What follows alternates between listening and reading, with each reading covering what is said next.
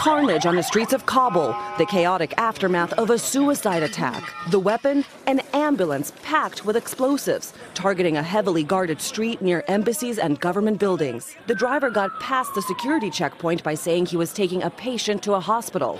There was panic as people ran for their lives. The wounded rushed to nearby hospitals, soon overwhelmed. Some of the victims were children. The Red Cross tweeting ambulances are for saving lives, not destroying them. The Taliban claimed responsibility for the massacre. It's the second attack on the capital in a week. Taliban battled security forces for hours at a luxury hotel in Kabul. Americans were among the 22 people killed. And on Wednesday, 90 miles east in Jalalabad, ISIS claimed responsibility for an attack on an aid office for children. 4 people were killed.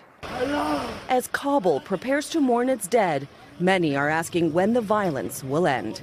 Lucy Kafnov, NBC News. Hey, NBC News fans, thanks for checking out our YouTube channel. Subscribe by clicking on that button down here, and click on any of the videos over here to watch the latest interviews, show highlights, and digital exclusives. Thanks for watching.